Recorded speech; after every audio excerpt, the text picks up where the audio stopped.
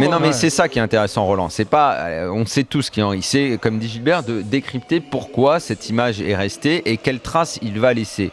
Et effectivement, il a fait ses choix et on en revient à ce que je disais tout à l'heure.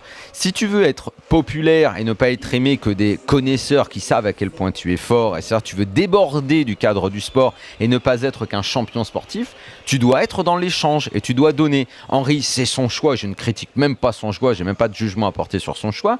Il est parti.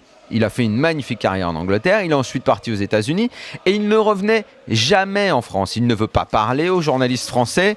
Alors, on a bon dos de dire oui, les Français, la culture foot, ils ont du mal, hein, mais lui-même n'a pas donné, lui-même n'a pas fait en sorte de venir. Par exemple, aujourd'hui, même un mec qui au début partait pour être, qui est d'ailleurs un pote à lui, qui partait pour être moins connu parce que sport moins populaire, Tony Parker dans le basket.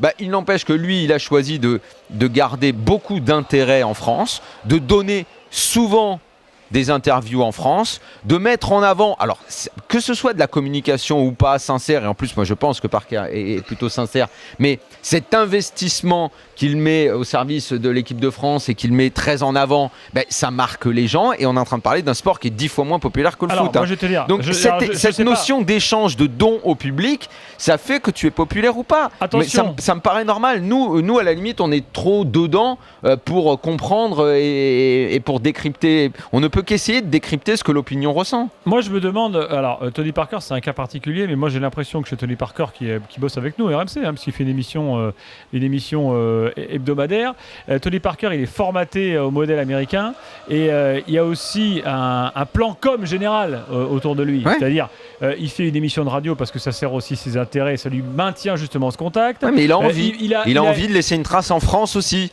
Parce que c'est aussi son pays. Tony Parker sait très bien qu'il a la cote auprès, avant tout, des jeunes, des gamins, des ados. Donc, il va communiquer auprès des ados et des jeunes en permanence. Aurait largement pu avoir ce même impact. Dans le foot, il y a assez peu de stratégie globale de com aussi bien mise en place que celle de Tony Parker.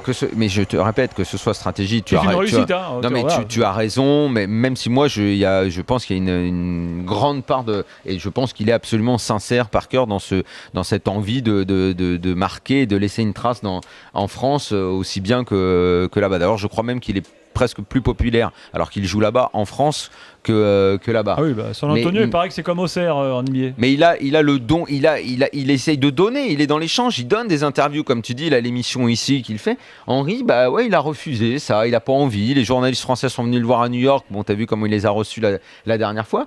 Tu peux pas être étonné que sa trace soit moins importante. Alors, il a tout gagné, il a une feuille de palmarès qui est magnifique, mais pour marquer l'histoire d'un sport et pour laisser une trace, c'est pas forcément suffisant.